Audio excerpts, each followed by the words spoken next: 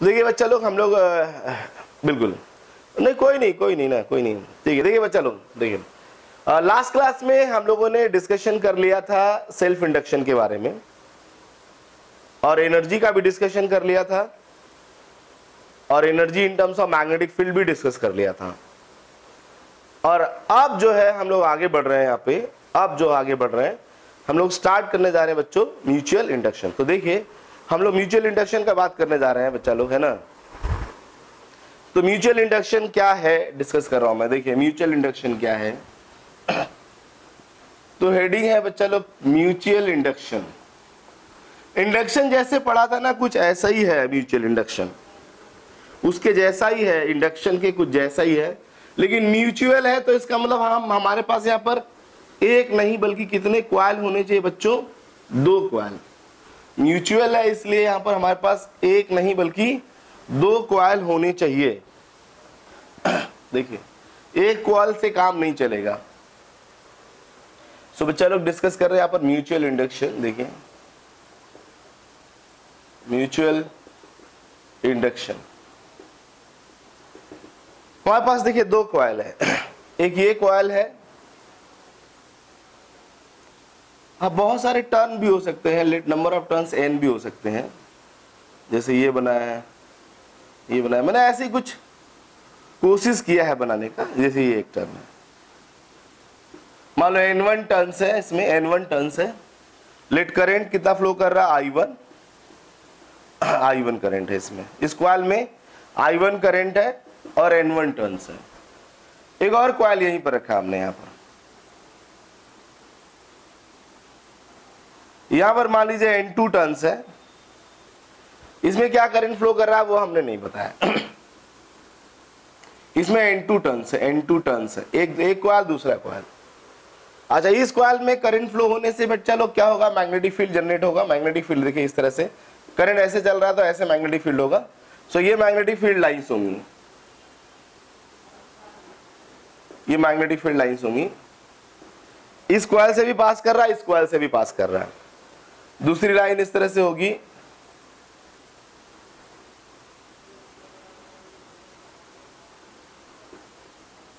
दोनों कॉइल से पास कर रहा है। हम लोग लाइन ऐसी दिखा सकते हैं यहां पर,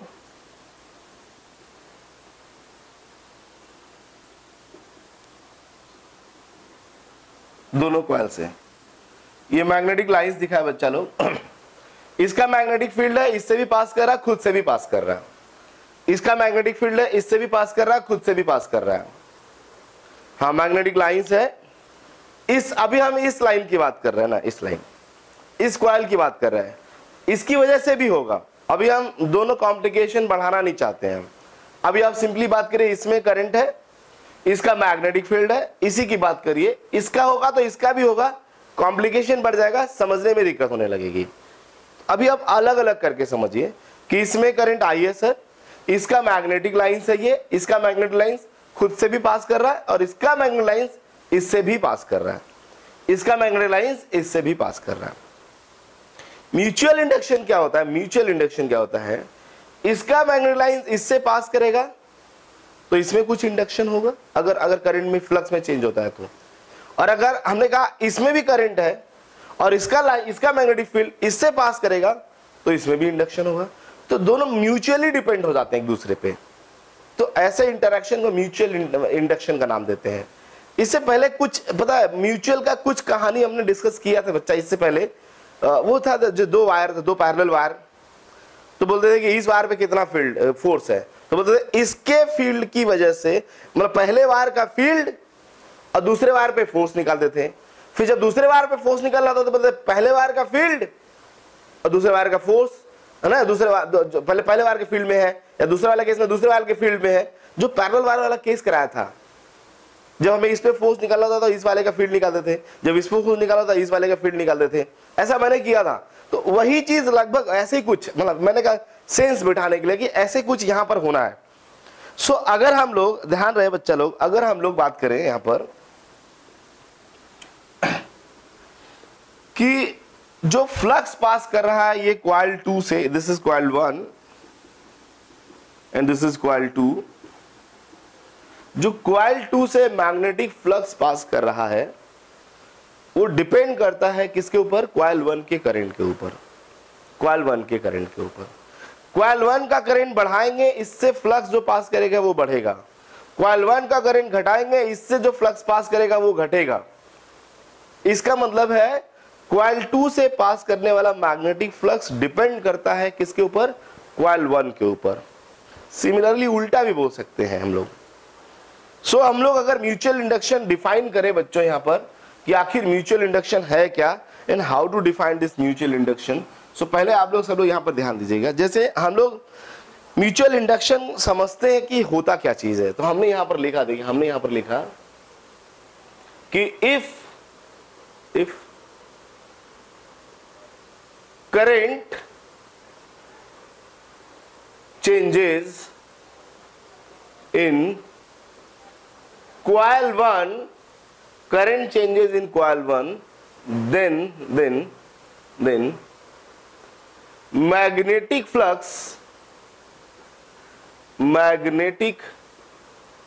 flux through coil 2 changes, and hence an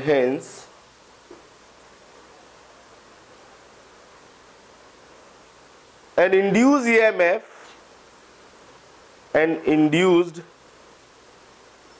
EMF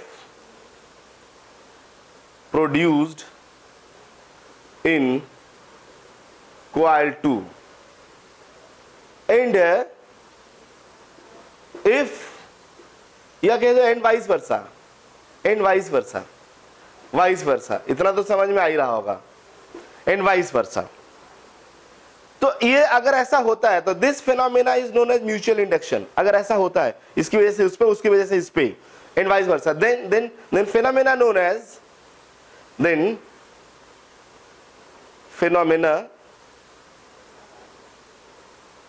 known as mutual induction. इसी को म्यूचुअल इंडक्शन का नाम देते हैं कि इसकी वजह से इसमें चेंज आएगा, इसकी वजह से इसमें चेंज आएगा, दोनों म्यूचुअली डिपेंड करते हैं। इसके करंट में जो चेंज होगा वो यहाँ के करंट को निर्धारित करेगा, जो इसके करंट में चेंज होगा वो यहाँ के करंट को निर्धारित करेगा। इसीलिए इसका नाम म्यूचुअल इंडक्शन लिखा, इसलिए मैंने यहाँ पर डायरेक्ट लिखा इन वाइस वर्सा। तो इसे हम लोग म्यूचुअल इंडक्शन कहते हैं बच्चा लोग, म्यूचुअल इंडक्शन। अच्छा, म्यूचुअल इंडक्शन भी सेल्फ इंडक्शन की तरह होता है, लेकिन सेल्फ इंडक्शन में सिंगल कॉइल यूज करते हैं, यहाँ पर हमें एक से ज्यादा कॉइल यूज करना पड़ता है।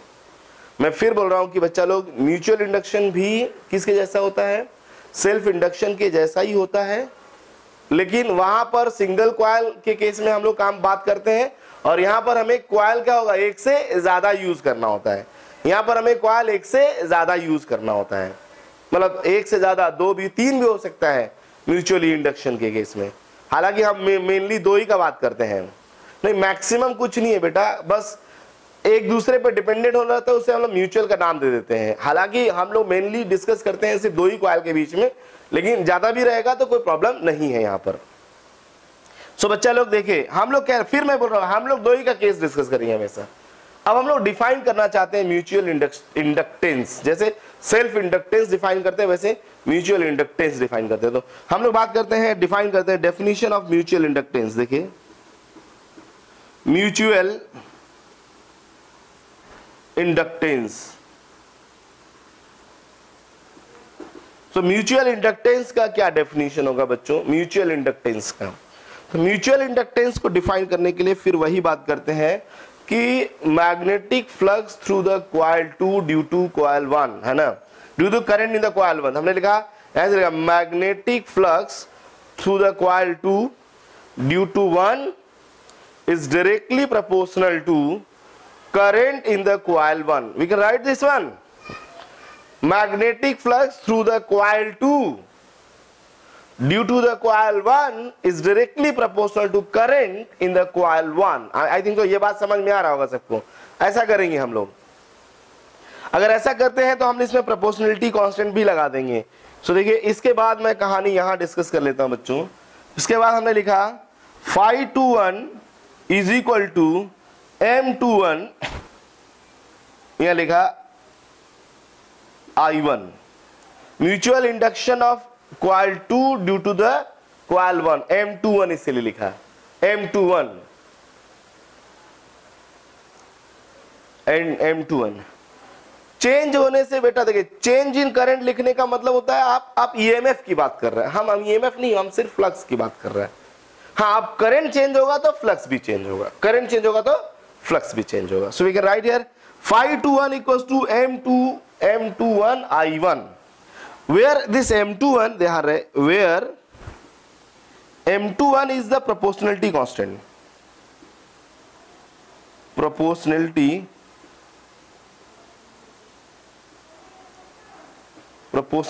कांस्टेंट, इसे प्रोपोर्शनलिटी कांस्टेंट कहते हैं, और इसी प्रोपोर्शनलिटी कांस्टेंट का नाम होता है mutual induction. This is called mutual induction. And ध्यान रहे, इसे मैं हटा रहा हूं, इससे शायद आई थिंक सो आप लोगों ने नोट कर लिया होगा, नोट कर लिया है बच्चा लोग। सो देखिए बच्चों, M21 हमने यहाँ पर लिखा और हम इसको बोलते हैं M21, ये प्रोनाउंस कर रहे हैं हम लोग, और ये आपका है mutual induction of coil 2 due to the coil 1। ये induction of coil 2 due to coil 1 हम लोग इसको बोलते हैं, देखिए इसको बोलते हैं इंडक्शन ऑफ या inductance of coil 2 due to coil 1। Due to coil 1 बोलना जरूरी है क्योंकि ये दोनों डिपेंडेंट है भाई, ये म्यूचुअल है, इस वजह से ऐसा बोलते हैं। और हम इसकी वैल्यू लिखेंगे, अगर हम इसकी वैल्यू लिखेंगे तो क्या लिखेंगे, M21 इज इक्वल टू लिख सकते हैं, दिस इज इक्वल टू आएगा phi21 डिवाइडेड बाई I1। ये तो वही डेफिनेशन है यार जैसा कि सेल्फ इंडक्टेंस का था, flux upon current is equal to inductance.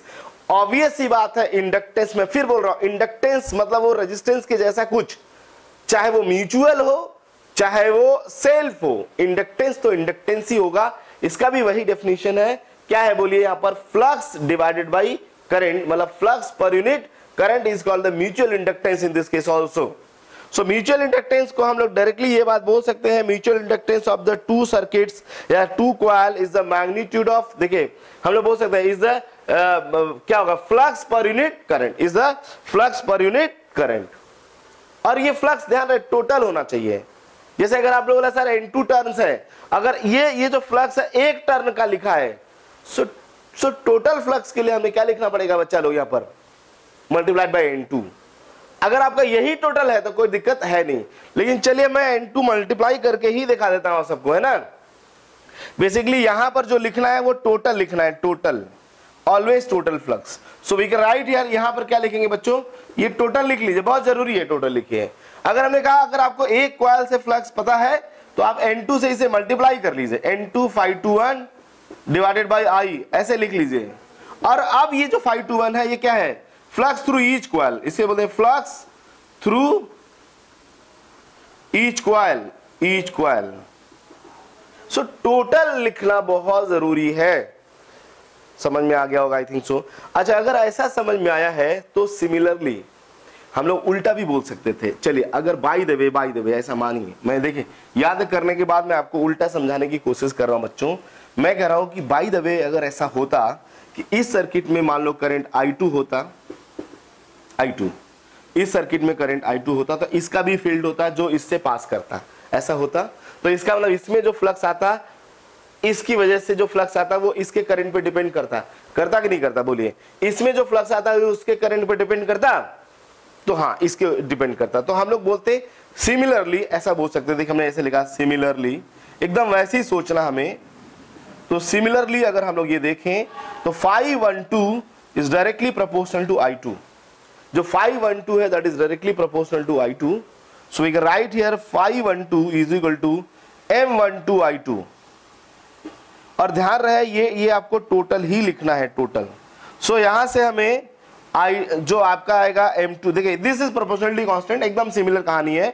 So we can also write here M देखिए हमने लिखा है यहां पर बच्चा लोग M12 is equal to phi12 total divided by I2। We can write this one, मैं ऊपर भी लिख देता हूं, रिकॉर्डिंग में दिखाई नहीं देगा। M12 is equal to phi12 total divided by I2. We can also write this one. हम लोग ये भी लिख सकते हैं। और अगर हम लोग एक कॉइल का फ्लक्स पता हो तो n से मल्टीप्लाई करके भी लिख सकते हैं बच्चों। अगर एक कॉइल का फ्लक्स पता है तो हम n से मल्टीप्लाई करके भी लिख सकते हैं।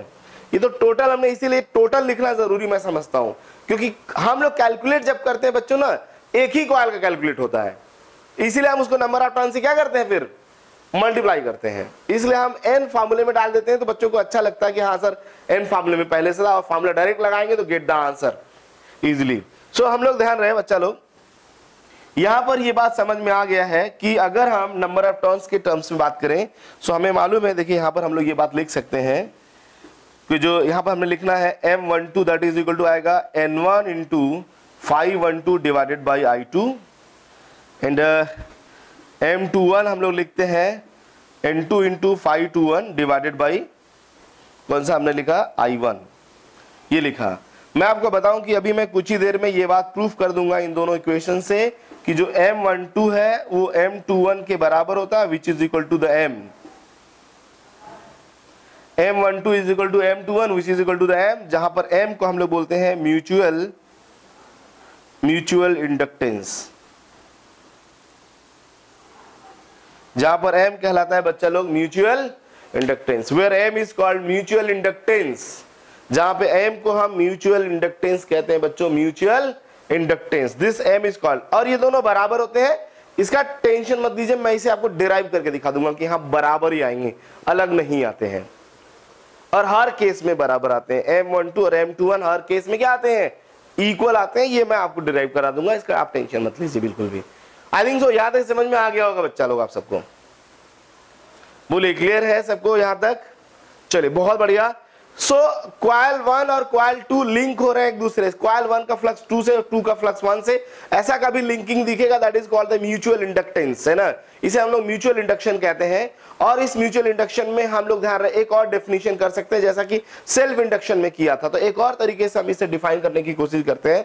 सो देखिए one more method for the definition of this mutual induction, वो क्या है, एक और तरीका हम लोग यहां पर अपनाते हैं जो इसे डिफाइन करने के लिए।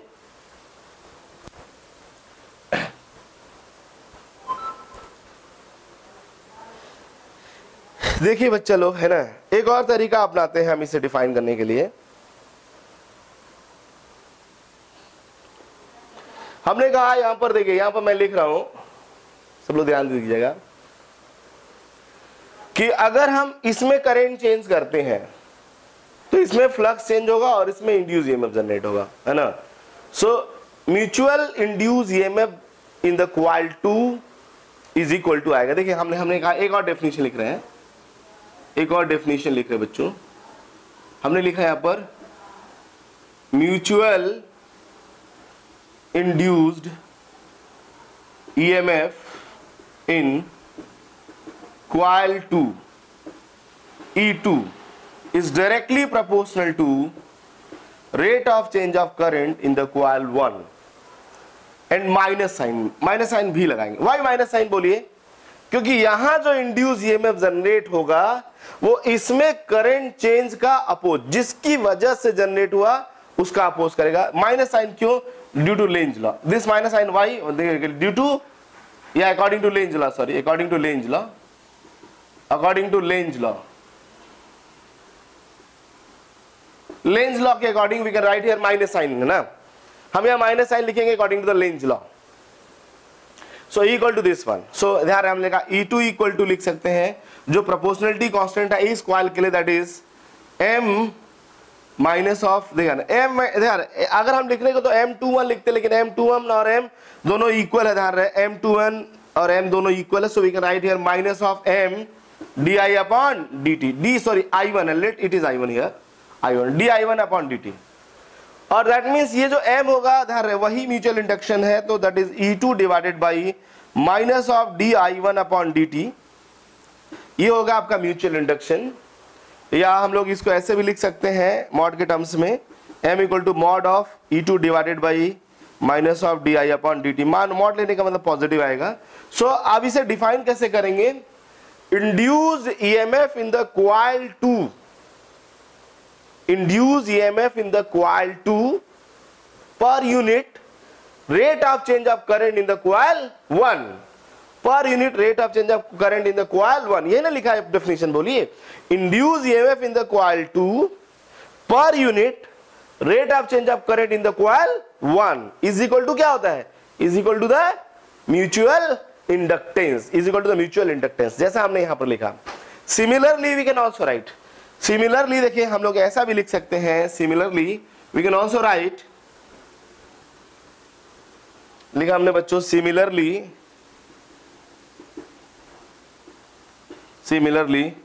E1 equals to minus of m di2 upon dt, or we can also write here m equals to E1 upon minus of di2 upon dt, di2 upon dt बच्चा लोग है ना, यहां से इसको लाके डिवाइड कर लेंगे di2 upon dt, मतलब यहां पर जो ईएमएफ आएगा वो इसके करंट पर डिपेंड कर रहा है, इसके करंट चेंज पर डिपेंड कर रहा है, और यहाँ जो ईएमएफ आएगा वो इसके करंट चेंज पर डिपेंड कर रहा है। इसी को म्यूचुअल बोला जाता है, इसी को क्या बोला जाता है, म्यूचुअल। और हमने म्यूचुअल इंडक्टेंस में कैलकुलेशन का तरीका भी आपके सामने रख लिया बच्चा लोग।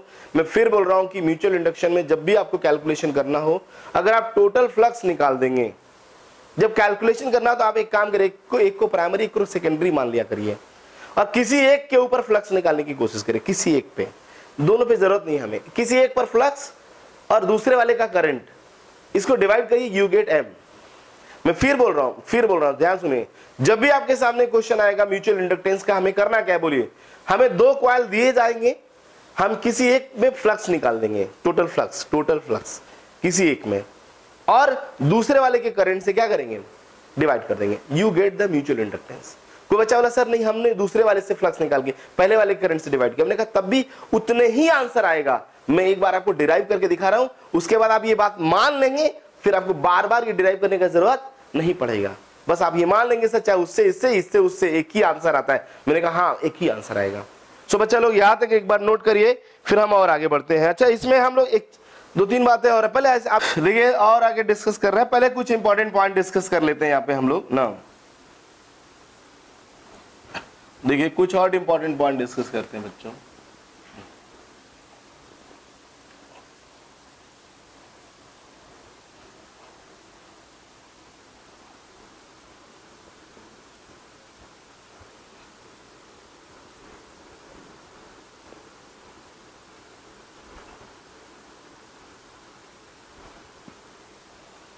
देखिए बच्चा लोग ना, इंपॉर्टेंट पॉइंट तो सबसे पहले हम लोग ये बात कर सकते हैं कि ये स्केलर क्वांटिटी और इसका एसआई यूनिट, तो लिखा हमने it's SI unit is Henry. हाँ, जैसा उसका यूनिट था वैसे ही इसका भी यूनिट है हेनरी, इसका भी ऐसा यूनिट हेनरी होता है, सेल्फ और सेल्फ इंडक्टेंस का भी हेनरी होता है। ये दोनों इंडक्टेंस है, एक का नाम म्यूचुअल एक का नाम सेल्फ है, वो अलग अलग स्टाइल में कैलकुलेट करने की वजह से आया है ना, है दोनों रेजिस्टेंसी एक तरह से, जैसे बोलते हैं हम लोग रेजिस्टेंस ही है, चाहे वो एल्युमिनियम का निकाले चाहे कॉपर का निकाले, कॉपर का रेजिस्टेंस एल्युमिनियम का, ऐसे नाम अलग है, सेल्फ और म्यूचुअल है वो इंडक्टेंस, इसलिए इसका यूनिट होगा हेनरी। आप वैसे भी निकाल सकते हैं, वहां जैसे मैंने वहां पर निकाला था वैसे भी सोच सकते हैं। दूसरा बात करते हैं, M depends upon, M depends किस किस बात पर डिपेंड करेगा, ध्यान रहे। पहले तो closeness of coils, closeness of coil के क्लोजनेस पे डिपेंड करता है, कितना पास है कितना दूर है। क्यों होगा कि नहीं बताओ, पास दूर पे डिपेंड करेगा कि नहीं करेगा, क्योंकि पास होने पर ज्यादा फ्लक्स पास करेगा, दूर होने पर कम फ्लक्स पास करेगा। तो जो फ्लक्स है वो डिपेंड करने लगा किसके, पास और दूर। और अब फ्लक्स ज्यादा कम होने से सर्किट का करंट तो नहीं बदल पाएंगे हम लोग, है ना। दूसरा बात करते हैं, orientation of the coil, orientation of coil, orientation समझते हैं, दोनों ऐसे रखा है कि एक ऐसे और एक ऐसे रखा है, मेरा बात समझ में आ रहा है, ऐसे रखा है, ओरिएंटेशन सेम। हाँ, ओरिएंटेशन सेम होगा तो फ्लक्स पास करने का जो तरीका होगा वो दोनों का अलग अलग होने लगेगा, फिर तो गड़बड़ हो जाएगा मामला। तो ओरिएंटेशन से क्या होगा, डिपेंड करेगा। मैंने कहा अगर दो कॉइल है तो पास में ऐसे रखे हैं, आप देखिए म्यूचुअल इंडक्शन निकालिए 0 आ जाएगा, ऐसे रख दीजिए मैक्सिमम आ जाएगा, है कि नहीं। ऐसे रख दीजिए मैक्सिमम आ जाएगा, ऐसे रख दीजिए 0 आ जाएगा, भले उतना ही करीब रखिए, उससे मतलब नहीं है। तो ओरिएंटेशन पर भी डिपेंड करेगा कौन, म्यूचुअल इंडक्टेंस। और किस किस बात पर डिपेंड करेगा, size of coil, size of coil, coil की साइज वही एरिया लेंथ। दूसरा बात करते हैं हम लोग number of turns, number of turns पे डिपेंड करेगा, और मीडियम बिटवीन कॉइल पे डिपेंड करेगा, मीडियम बिटवीन कॉइल, कॉइल के बीच में जो मीडियम होगा इस बात पर भी डिपेंड करेगा। तो ये सारे पॉइंट्स है जिस पर म्यूचुअल इंडक्टेंस क्या होते हैं, डिपेंड होते हैं। इसमें म्यूचुअल में वो दो बातें एक्स्ट्रा आ गई है, एक तो क्लोजनेस, दूसरा ओरिएंटेशन, ये, और बाकी बातें तो वही है जो किसमें था, जो सेल्फ में था। ये दोनों इसलिए आया कि दो कॉइल के ऊपर डिपेंड करने लगा है अब, इसलिए वो इसमें, इससे पहले हम लोग एक ही कॉइल का बात कर रहे थे, इसलिए इन्हीं तीनों से काम चला लेते थे।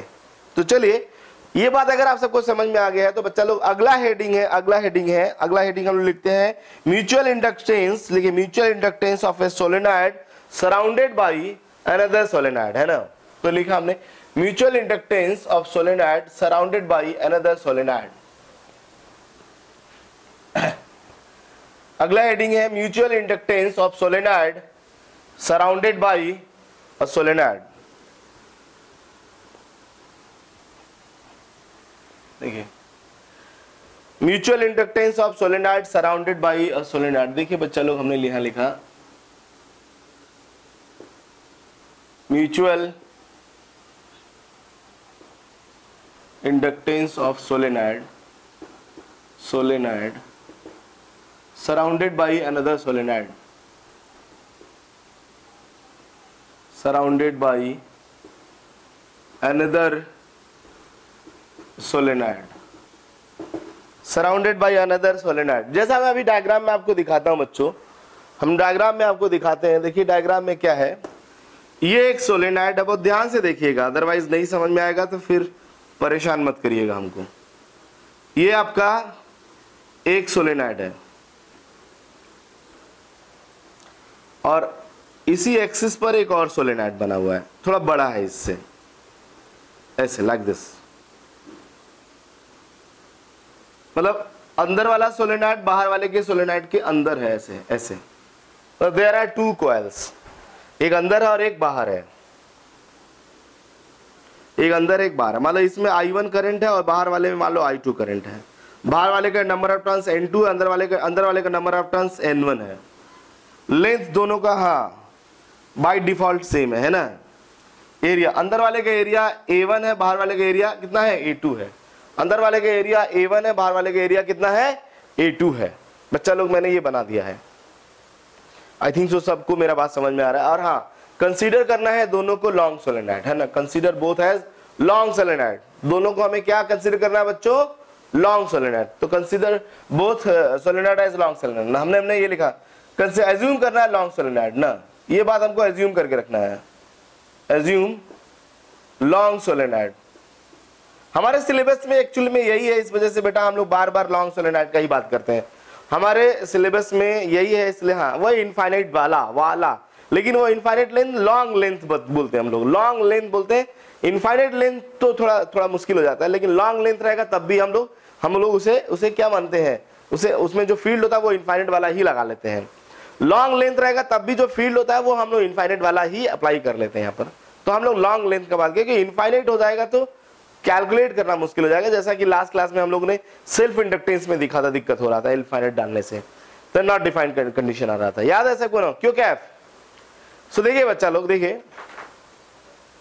हम लोग अगर यहाँ पे ध्यान दीजिए, अगर हम लोग यहाँ पर सॉल्व करना चाहते हैं म्यूचुअल इंडक्शन, एक अंदर है कॉइल 1 और बाहर है कॉइल 2, एक को प्राइमरी एक को सेकेंडरी, मतलब किसी को 1 2 मान ही लिया हमने। अब हम देखिए मैं जो सॉल्व करने जा रहा हूं, देखिए वो क्या करने जा रहा हूं।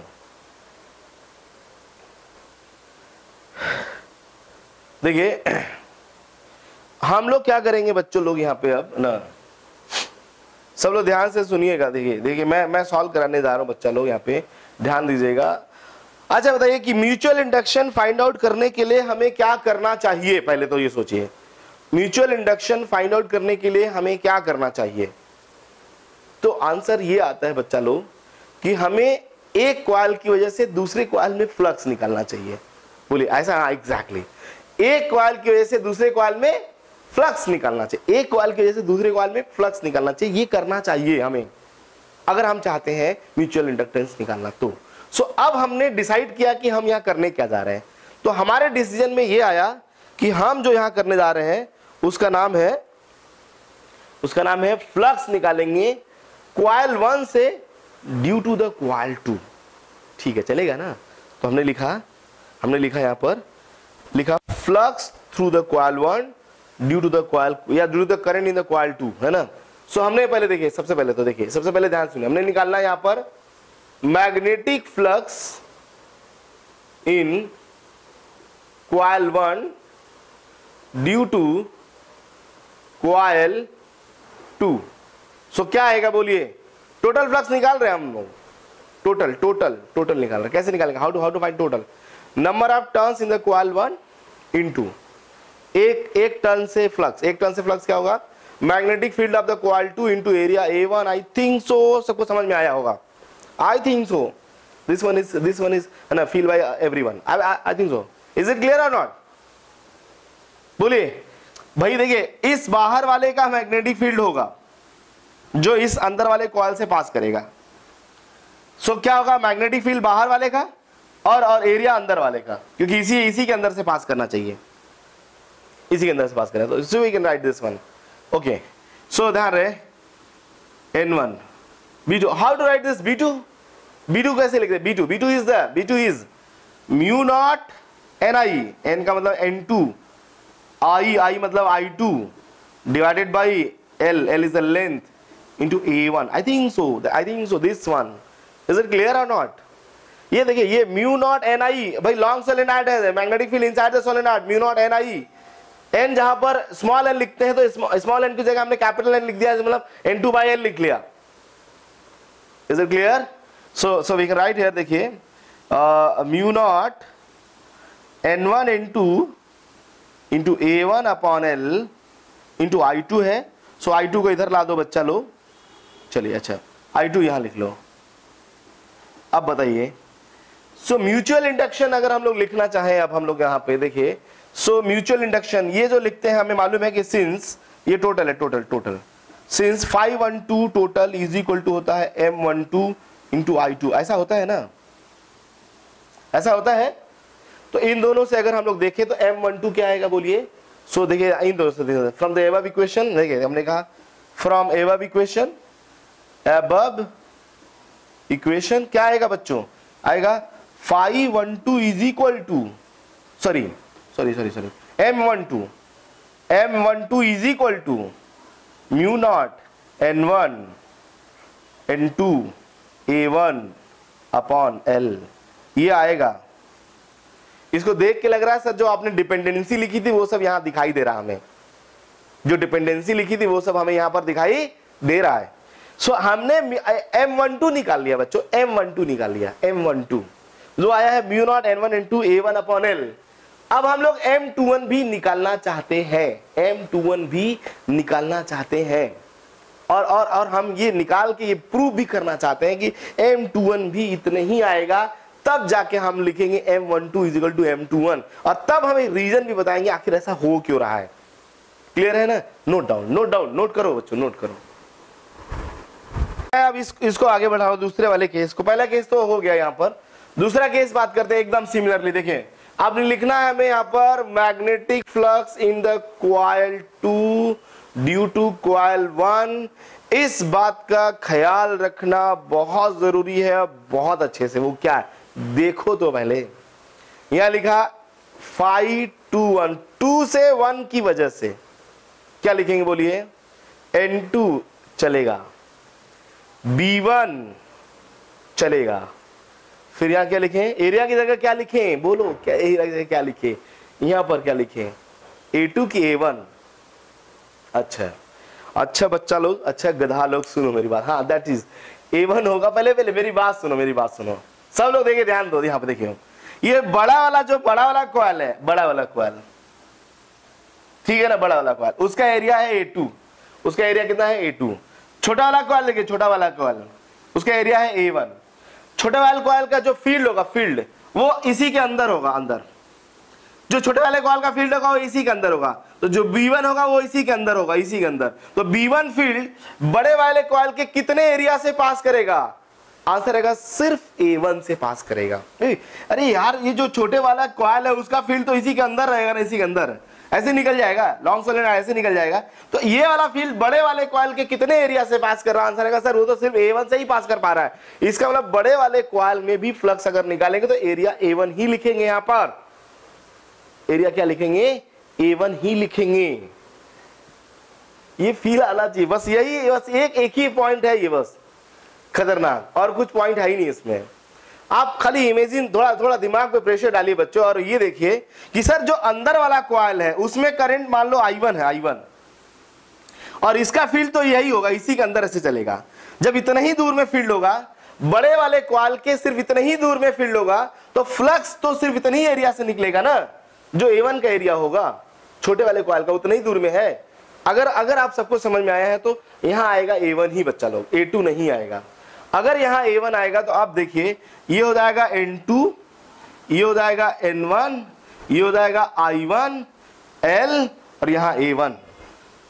सो N2 A1 यहां आएगा I1, दिस इज 2-1 बच्चा लोग 2-1, and this 2-1 is equal to आएगा M21 and this is I1। So M21 का वैल्यू क्या आ जाएगा बोलिए? सो हम लोग यहां लिख लेता हूं, मैं देखिए यहां पर लिख लेता हूं, लिखा हमने। सो M21 इज इक्वल टू आ जाएगा, इन दोनों की क्वेश्चन को देख के लिखना है बच्चा लोग, इन दोनों की क्वेश्चन को देख के लिखना है, आएगा mu naught N1 N2 A1 upon L। और यही जब आया है, यही आया है, यही तो यहां पर भी आया है, इस केस में भी यही आया है, इस केस में भी यही आया है, इस केस में भी यही आया है, इस केस में भी यही आया है। इसका मतलब दोनों के लिए म्यूचुअल इंडक्शन तो क्या है? सेम आ रहा है, दोनों के लिए म्यूचुअल इंडक्शन सेम आ रहा है। तो हमने हाँ, hence we can prove that कि M12 is equal to M21 that is equal to M। अगर M12 is equal to M21 that is equal to M, so हमने यहां पर प्रूव कर लिया बच्चा लोग कि M2 और M21 इक्वल है और दो M के बराबर होते हैं। सो जब भी हम इस तरह के सोलेनॉइड के केस में कभी भी म्यूचुअल इंडक्शन निकालें तो हमने यहां पर so we can write here M21 is equal to M12, ऐसा लिख लिया, M21 is equal to M12 and this is equal to the M. So M of this structure is equal to आएगा mu naught N1 N2 upon क्या आएगा यहाँ पर L into area, जो छोटा वाला एरिया है वो वाला एरिया यहाँ पर ले लिया। ये आएगा mutual induction of this combination. इस कॉम्बिनेशन का म्यूचुअल इंडक्शन यही आएगा, एक ही होगा, दो नहीं होगा। अब क्वेश्चन में आपको क्या करना है मैं आपको बताता हूं। जब भी आपके सामने म्यूचुअल इंडक्शन निकालने की बारी आएगी, आप सिंपली वही केस उठाइएगा जिसमें आप फ्लक्स कैलकुलेट कर सके। पता है ऐसे कहानी होते हैं जिसमें हम फ्लक्स का कैलकुलेशन ही नहीं कर पाते हैं, मतलब एक कर पाएंगे दूसरा वाला नहीं कर पाते हैं।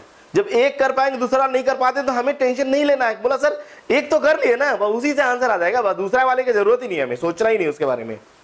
अब दूसरे बात देखिए होता क्यों है इक्वल, आप सबको पता है कि कैसा भी ओरिएंटेशन सेट करिए, जितना ये वाला, अगर ये वाला लूप जो इससे फ्लक्स पास करा देता है, जो इससे ये वाला लूप इससे फ्लक्स पास करा देता है, एग्जैक्टली देखा जब दोनों लिंक है इसका भी उतना ही फ्लक्स इससे पास करता है। मेरा बात समझ आ रहा है ना? वैसे ही पास, मतलब एकदम उसी रेशियो में। और करंट चेंज होंगे, करंट अगर चेंज होंगे तो वैल्यूज उसके अकॉर्डिंग क्या करेगा? चेंज करने लगेगा। जब करंट चेंज होंगे तो वैल्यूज उसके अकॉर्डिंग क्या करेगा? चेंज करने लगेगा। तो जो फ्लक्स अपॉन करंट का जो रेशियो होता है दोनों केस के लिए वो हमेशा क्या आता है? सेम आता है। अगर वो म्यूचुअली इंडक्शन कर रहे हैं तो जैसे क्या एक कॉइल ऐसे एक कॉइल ऐसे रख दीजिए, एक भी फ्लक्स पास नहीं करेगा किसी से, तो जीरो हो जाएगा। अच्छा ऐसे केसेस में ओरिएंटेशन बदल के आंसर कैसे निकालेंगे? ऐसे केसेस के लिए हम लोग एक और टर्म पढ़ते हैं जिसका नाम है कोएफिशिएंट ऑफ कपलिंग। हालांकि वो सब ऑप्शनल है, पता है, वो हमारे सिलेबस से बाहर है। हमारा जो जेईई का सिलेबस है वो यहीं तक है। अभी कुछ एक दो पॉइंट्स और डिस्कस करूंगा मैं, हालांकि वो ऑप्शनल है, मैं फिर बोल रहा हूं वो ऑप्शनल है। तो लेकिन ध्यान रहे भैया, थोड़ा बड़ा स्लो चल रहा, पता है बच्चा लोग, जहां तक मैं सोचता हूं कि यहां पर पहुंचा दूंगा, पहुंच नहीं पाता मैं। अच्छा चलिए कोई बात नहीं, हम इस पर एक न्यूमेरिकल करते हैं ताकि आपको और अच्छा फील आ जाए, है ना। इस तरह के क्वेश्चंस करने को आपको अच्छा लगने लगे कि म्यूचुअल इंडक्शन आखिर कैसे कैलकुलेट करते हैं हम लोग, वो उसके लिए मैं आपको एक क्वेश्चन करा देता हूं। मैं पहले यही सब आई थिंक सो समझ में आ गया होगा सबको, आप सबको ना आ गया है बच्चा लोग समझ में ये सब। मैं फिर बोल रहा हूं कि जब भी कैलकुलेशन करना हो आप एक केस उठाइएगा जो आप कर सके, एक फ्लक्स निकालिए जो आप कर सके। मैंने कहा कि कभी कभी ऐसा क्वेश्चन आता है कि जैसे हमने दोनों तरीके से किया ना, इसका फ्लक्स उससे, उसका फ्लक्स इससे, दोनों तरीके से करना पॉसिबल ही नहीं हो पाता है। लेकिन हमने क्या हुआ, एक स्पेशल केस उठा के ये डिराइव कर दिया कि दोनों बराबर ही होते हैं, इसलिए कोई भी एक केस अगर हम कैलकुलेट कर लेते हैं तो इसका नाम म्यूचुअल इंडक्शन कैलकुलेट कर सकते हैं। तो इसके लिए मैं एक क्वेश्चन देता हूं, चलो क्वेश्चन को एक बार देखते हैं, उससे आपको ज्यादा आइडिया लगेगा। देखिए क्या है क्वेश्चन।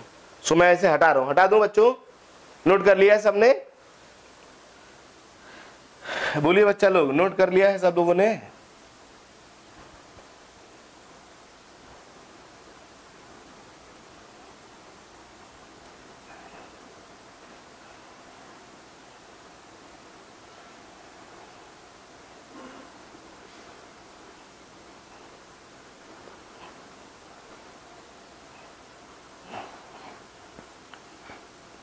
म्यूचुअल इंडक्शन पे एक क्वेश्चन लिख रहा हूं मैं यहाँ पे, देखिए एक न्यूमेरिकल डिस्कस करते हैं बच्चों। वो ये है, एक बड़ा कॉइल है R2 रेडियस का, और इसके सेंटर पे एक बहुत छोटा सा कॉइल है, छोटा कॉइल है। छोटा कॉइल का रेडियस है R1 और बड़ा कॉइल का रेडियस है R2।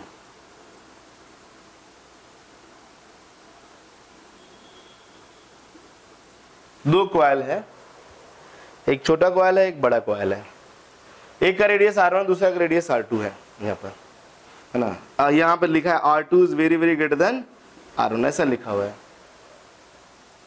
फाइंड करना है, find mutual inductance of coil ना, mutual inductance of the combination, इस कॉम्बिनेशन का mutual inductance.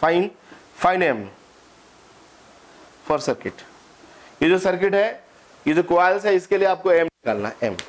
Find M find करना बच्चों, M फाइंड करना है इसमें। M आप खुद एज्यूम कर लीजिए, इसमें I1 करंट, उसमें I2 करंट, उसमें हमें कोई दिक्कत, उससे कोई परेशानी नहीं है मुझे, ठीक है ना। आपको mutual inductance of this combination बताना है ना।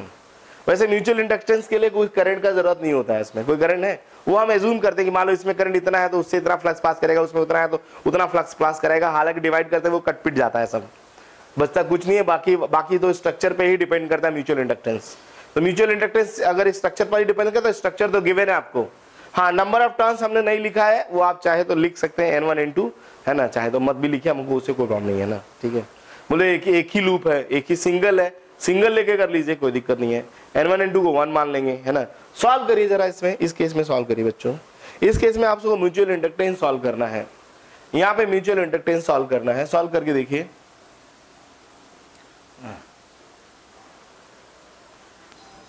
इस सर्किट के लिए म्यूचुअल इंडक्टेंस बताना है बच्चों नो।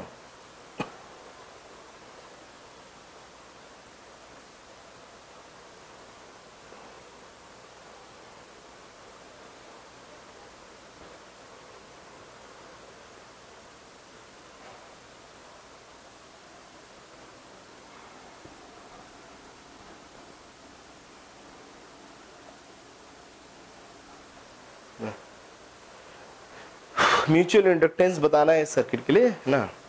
सो टेंशन मत लीजिए, आराम आराम से उड़ा दीजिए क्वेश्चन को ना।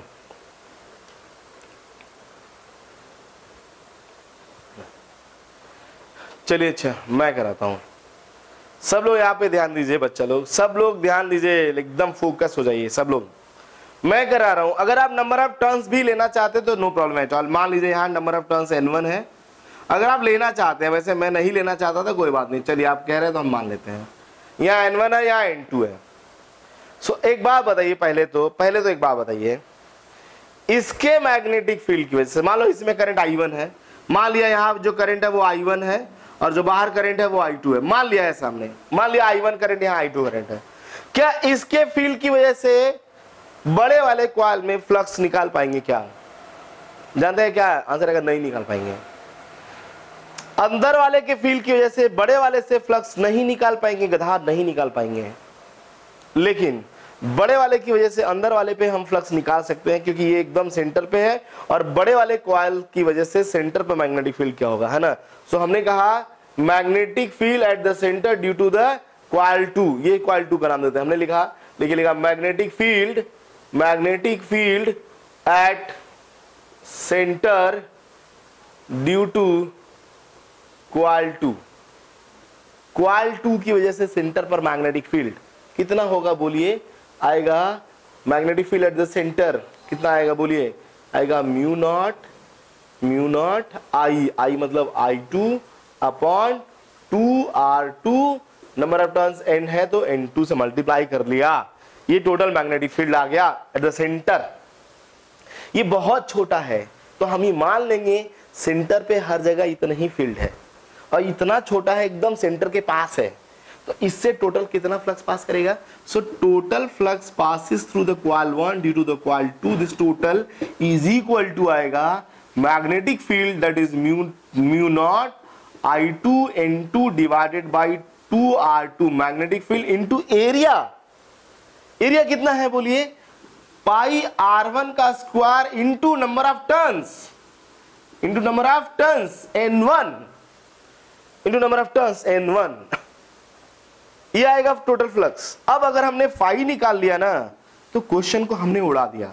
मैं फिर बोल रहा हूं, इसकी वजह से मैग्नेटिक फील्ड सेंटर पे ऐसे बाहर की तरफ आएगा, और वो फील्ड का वैल्यू हमने यहां निकाला है सेंटर पर, और हमने यहां देखिए लिख लिया और आंसर आया म्यू नॉट N1 N2, और ये हो जाएगा आपका पाई भी है साथ में, पाई N1 N2 R1 का square upon R2 2R2 into I2 को इधर ले आइए, F512 total divided by I2 is equal to M, that is equal to pi mu not N1 N2 R1 का square divided by 2R2, that is the mutual inductance of this coil. इस coil का यही mutual inductance है। आप सोचिए, कोई बच्चा बोला सर छोटे कॉइल का मैग्नेटिक फील्ड निकालते, तो छोटे कॉइल का मैग्नेटिक फील्ड सेंटर पर तो ये आ जाता, लेकिन खाली सेंटर पे आता है। बड़े वाले का एरिया यहां से लेके यहां तक फैला है, तो यहाँ छोटे वाले की वजह से यहाँ फील्ड निकालने में हालत खराब हो जाएगी। और ऐसा हमने कभी पढ़ाया भी नहीं आपको कि एक रिंग है उसकी वजह से कहीं और मैग्नेटिक फील्ड निकाला, हमने खाली कहां निकाला है, याद करिए हमने कहां निकाला है, सिर्फ सेंटर पे निकाला है।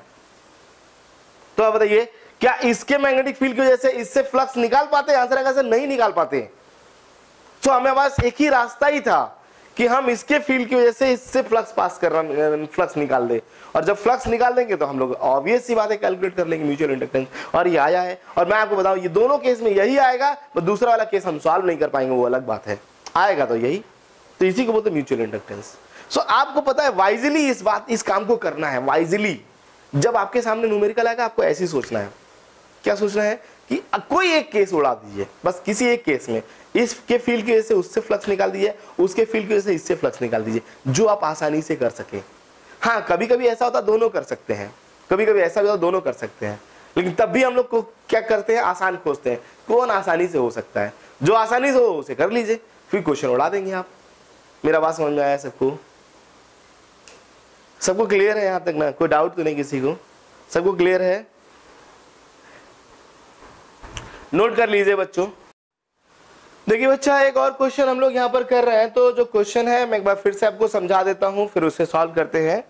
आप लोगों को सॉल्व करके आंसर मैच कराइएगा बच्चों। देखिए मैंने क्वेश्चन में कहा कि एक सोलेनॉइड है जिसमें दो कॉइल है, एक प्राइमरी कॉइल और एक सेकेंडरी कॉइल, और जो प्राइमरी कॉइल है उसमें number of turns per unit length दे रखा है 50, number of turns per unit length primary coil में दे रखा है 50, और सेकेंडरी जो कॉइल है उसका जो टोटल टर्न्स है वो है 200, उसका टोटल टर्न्स है यहाँ पर 200, और प्राइमरी कॉइल का जो एरिया है यहाँ पर है 4.0 centimetre square. Calculate the mutual inductance. So ध्यान रहे बच्चा लोग, अभी म्यूचुअल इंडक्टेंस का हम लोगों ने फॉर्मूला डिस्कस किया था, दैट इज था म्यू नॉट N1 N2 और area A1 divided by length L। ऐसा आई थिंक तो यही डिस्कस किया था। जब यही डिस्कस किया था अब इसे सॉल्व कर लेते हैं बच्चा लोग। उसमें क्या है, म्यू नॉट की जगह हम लोग लिख सकते हैं 4 pi into 10⁻⁻⁷ N1 upon L। ये क्वेश्चन में डायरेक्टली गिवन है बच्चों, N1 upon L directly given है, दैट इज कितना गिवन है बोलिए, दैट इज 50 पर सेंटीमीटर है बच्चों, पर सेंटीमीटर है। सो पर मीटर निकालने के लिए इसे किससे मल्टीप्लाई करेंगे बोलिए, 10⁻² से मल्टीप्लाई करेंगे। नहीं ये बात यही तो होना चाहिए यार, ये पर सेंटीमीटर है बच्चा, तो पर मीटर निकालने के लिए इसे 10 से क्या करना पड़ेगा, मल्टीप्लाई करना पड़ेगा। हाँ बिल्कुल 100 से मल्टीप्लाई करना पड़ेगा। n/l डायरेक्टली गिवन है डायरेक्टली, और n2 की वैल्यू यहाँ पर है 200 और एरिया हो जाएगा 4 × 10⁻⁴ आई think so this one. So finally अगर हम यहाँ से सॉल्व कर लेंगे बच्चों तो आंसर आना चाहिए m = 4 पाई × मल्टीप्लाइड बाई 100। ये 10⁻2 और ये 10⁻2 इसको गैप कर देगा तो आएगा यहाँ से 50 × 2 × 4, इसमें सॉल्व करके × 10⁻⁷। So finally I think so m का जो वैल्यू आना चाहिए वो ये आना चाहिए 10, ये 10⁻2 और कम हो जाएगा 16 पाई × 10⁻⁻⁵ और 16 पाई है, पाई से मल्टीप्लाई कर लेंगे है ना। सो कितना आना चाहिए वैसे, पाई से अगर इसे मल्टीप्लाई करके सॉल्व करे बच्चा लोग तो लगभग यहाँ पर आपका 5 के आसपास आएगा। 5.0 × 10 पावर कितना हो जाएगा यहाँ पर -4 हेनरी, ये आंसर आना चाहिए अप्रोक्सीमेटली है ना ये। हाँ लग ये 50 आ गया, ये 50 आ गया तो एक पावर भी कम कर लिया तो 5.0 लिख लिया बच्चा। सो ये आंसर आ रहा है बच्चा लोग, ये आंसर किसका आंसर आया था बच्चों बोलिए, 5.26 जो भी है लगभग यही आएगा, मैंने ऐसे लिख दिया ना अप्रोक्सीमेटली। So answer 5.0 × 10⁻⁴ Henry. किसका आंसर आया था मैच किया बोलिए भाई। क्वेश्चन आपको इतने इंफॉर्मेशन जरूर देता है बच्चा, इतने इंफॉर्मेशन जरूर देता है जिससे हम क्वेश्चन को सॉल्व कर सकें, इसीलिए उसने यहाँ पर एल ना देके number of turns per centimetre दे दिया था, number of turns per centimetre दे दिया था। तो बच्चों आई थिंक सो आप सबको समझ में आ गया होगा। एक्चुअल में पता है मैं और टारगेट था मेरा पढ़ाने का, 2 टॉपिक और पढ़ाना था लेकिन पता नहीं पहुंच पाए हम वहां तक। कोई नहीं चलिए ठीक है, जल्दीबाजी नहीं करना, आराम आराम से पढ़ना है, क्योंकि एक तो ऐसे हम लोग ऑनलाइन पढ़ रहे हैं और ऊपर से जो है जल्दीबाजी कर देंगे तो फिर मजा नहीं आएगा। क्यों सुधांशु, हमें क्लियर है नॉट बेटा। सो चलिए बच्चों आज के लिए इतना बहुत है, हम लोग आगे की बात अगली क्लास में करेंगे। सो